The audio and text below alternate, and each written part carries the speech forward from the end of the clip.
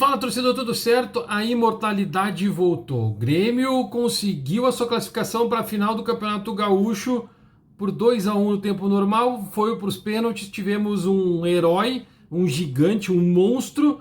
Nós precisamos falar sobre isso. E claro, novamente, as categorias de base do Grêmio salva o clube. Dessa vez, o técnico Quinteiros, que é de fora, vai ter que dar o braço a torcer. Deixa eu te contar isso, dá aquele like, se inscreve, ativa as notificações, vem fazer parte pra gente falar um pouco mais dessa vitória, não, dessa classificação do Grêmio, porque a vitória não veio. O Grêmio perdeu para o Juventude, vai para a final do Campeonato Gaúcho, agora só vai poder decidir a final na Arena, caso o Sport Clube não se classifique para a final ou seja eliminado pelo Caxias na outra semifinal.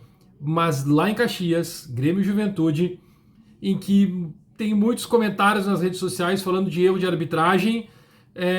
Eu quero falar com vocês a respeito do time do Grêmio em si. Porque Gemerson e o próprio Gustavo Quinteiros conseguiram fazer o torcedor do Grêmio sofrer. Vamos começar então pelo lateral direito João Pedro, porque eu quero falar do Thiago Volpi por último. O João Pedro fez o feijãozinho com arroz. Não conseguiu agredir o time adversário. Gemerson conseguiu ser expulso. Tomou todas as bolas nas costas quando estava em campo e ainda conseguiu ser expulso. Tomou um cartão amarelo num lance em que ele tentou recompor, fez uma falta no zagueiro, no atacante, e o Daronco deu amarelo para ele. No outro lance, ele tomou uma falta. Ele recebeu a falta, se levantou correndo, agarrou o adversário. O Daronco foi lá e deu amarelo para ele, consequentemente com o vermelho, e ele está fora do jogo. Comprometimento total. E o Grêmio ficou o segundo tempo inteirinho sem só jogando com 10 jogadores, né? Naquele caso. Bom, Wagner Leonardo, gigante, jogou muito bem, não comprometeu. Quando tinha que botar a bola para trás, colocava. Quando tinha que ir para frente, ia. Teve um lance de cabeça num escanteio que o Grêmio cobrou. No segundo tempo, ele cabeceou e quase que fez o gol. O goleiro espalmou para escanteio.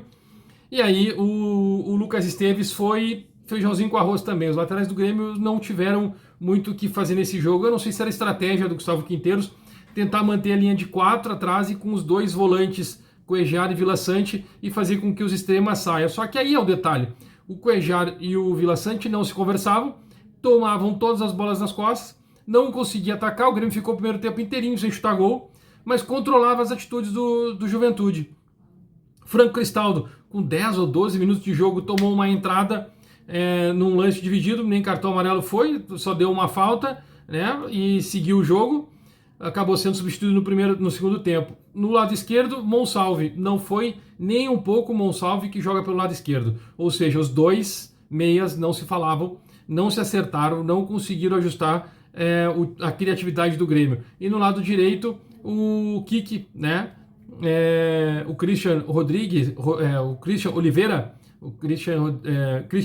o Kiki Oliveira, ele tentou jogar sozinho, mas estava bem marcado, estava sempre com alguém. Quando ele conseguia passar, tinha um homem na sobra, então acabava intervindo, né, cortando a jogada dele no ataque. E o Martin Braithwaite com dois zagueiros, ou seja, o sistema de marcação do Juventude foi perfeito, sempre na linha de 4 deles. Eles marcavam, quando o Grêmio atacava por um lado, vinha um marcador e o time ficava um na sobra, e quando a bola ia pelo meio de campo, o ataque pelo meio, o Martin Braithwaite não conseguia criar, não conseguia passar pelos zagueiros. Quando ele conseguia passar por um, o outro estava na sobra, na mesma situação. Foi praticamente um nó tático que o treinador do Juventude fez com o Gustavo Quinteiros. Vem para o segundo tempo, o Gemerson já tinha sido expulso, o Grêmio ficava com 10, e aí no segundo tempo ele tira o Cuéllar e bota o Camilo, e ele tira o Franco Cristaldo e bota Gustavo Martins. Ele ajusta o time, o sistema defensivo, porque no primeiro tempo o João Pedro fazia a função do zagueiro do lado direito, e o Kiki Oliveira voltava para compor como um ala. E aí o Grêmio ganha um pouco mais de velocidade, o Grêmio ganha um pouco mais de intensidade, com o Camilo como marcador um pouco mais ativo.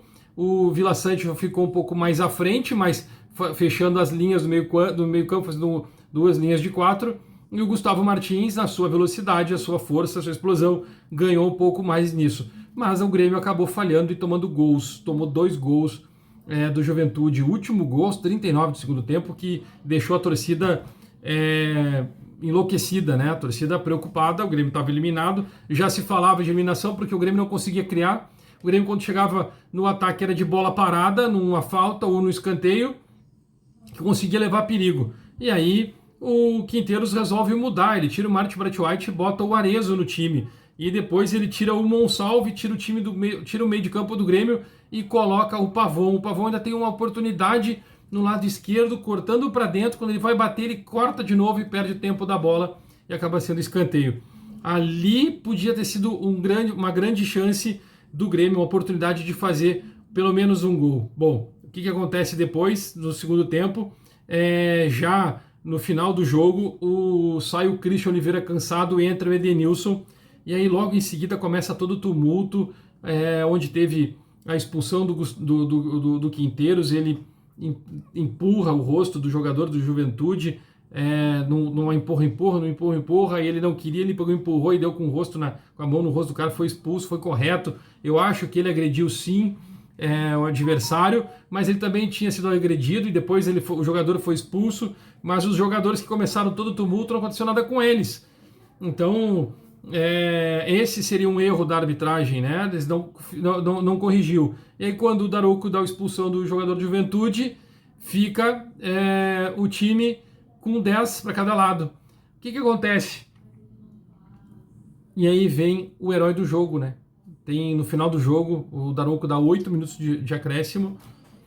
Aos 51 do segundo tempo, acho que a briga aconteceu depois do gol do Grêmio. Aos 51 do segundo tempo, sai o gol do Grêmio, um escanteio, aí a bola rebate, sobra dentro da área e o Gustavo Martins dá uma puxeta, dá uma bicicleta, né? Ele tenta dar uma bicicleta, ele joga e chuta. E a bola entra no cantinho, dá no pé da trave e entra, gol do Grêmio. 2-1 pro Juventude. O Daronco vai pro VAR, dá todo tumulto e tal, depois ele olha a confusão, expulso 2, podia ter colocado mais 2, 3 amarelos certamente no jogo, mas ele acabou selecionando só esses atletas, só o jogador de Juventude e o Gustavo Quinteiros, e aí com isso o Grêmio ainda joga mais 2 minutos, tenta ainda fazer um outro gol e o jogo vai para os pênaltis. Bom, aí é ataque cardíaco, né? A gente aqui entrou no desespero, mas aí vem o herói, né? O Thiago Volpe, que já tinha ido para dentro da área no escanteio do gol do Gustavo Martins, ele pega 2 pênaltis, faz um gol de pênalti, ele é batedor, bate com classe, com categoria, ele dá 2 passos para trás, um pulinho e joga de cantinho assim, a bola nem foi com força, tirou o goleiro da jogada e aí fez o gol dele. E o último pênalti do jogo, o Juventude tinha que fazer para continuar, para ter as cobranças alternadas, né? Depois dos 5 pênaltis, o Juventude erra, o jogador do Juventude bota para fora. Nenê, Alan Ruschel erraram, os 2 jogadores experientes, consagrados, erraram os pênaltis. Ou seja, o Thiago Volpe pegou os pênaltis deles. E o último, o jogador do Juventude bota para fora, o Grêmio classificado 3-2 nos pênaltis. Vai agora esperar o resultado de Caxias, Esporte Clube Caxias, vai acontecer às 9h30 no Beira-Rio. Espero que vocês estejam aqui, então dá aquele like, se inscreve, ativa as notificações. Tem mais conteúdo aqui no canal, mas é o seguinte, tem muita coisa acontecendo. Os dirigentes do Grêmio foram para a coletiva e depois eu quero trazer uma análise da coletiva do Gustavo Quinteiros, que ele fala a respeito do seu do que ele propôs para o jogo, o que ele pensou, e as coisas não aconteceram como ele queria. Mas eu coloquei nas minhas redes sociais para vocês entenderem exatamente o que eu tinha de informação. Ele passou a semana inteira treinando com o Amuso no time, montou uma estratégia para o Amuso ser tipo o cara do jogo, decidir os jogos, e no último treino o Amuso não estava, ele teve que mudar a estratégia, e aí por isso que o Grêmio ficou um pouco mais amarrado, tentando fazer um toque de bola e não teve a velocidade que ele queria pelos lados. Ele queria velocidade pelos lados. Essa é a informação que eu recebi. Bom, mas o Grêmio classificou. Vamos lá para a final, busca do Octa, é isso que a gente está buscando. Eu também estou torcendo muito, eu quero ver o que vai acontecer agora, porque tem muito blá blá blá, rede social, que o árbitro roubou, que o Juventude foi assaltado, mas tem vários lances que a gente pode colocar bem clássicos em que era para ter tomado amarelo, o Martin Braithwaite era para ter tomado amarelo, o jogador de Juventude era para ter tomado amarelo no lance do Franco Cristaldo, o lance do Gemerson foi falta nele, mas ele não foi malandro. Inclusive eu coloquei nas minhas redes sociais e quero deixar bem grande, o time do Grêmio classifica sem malandragem.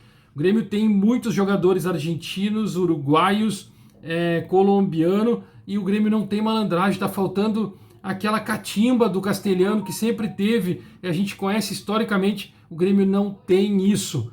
E faltou isso nesse jogo, faltou a catimba no jogo contra o Juventude, faltou esse... É isso, tá faltando isso pro Grêmio para deslanchar de vez e saber controlar o jogo. O Grêmio não controlou, o Gustavo Quinteiros errou na coletiva. Eu vou trazer para vocês no próximo vídeo. Acompanha aí, dá um like, se inscreve, daqui a pouco a gente volta.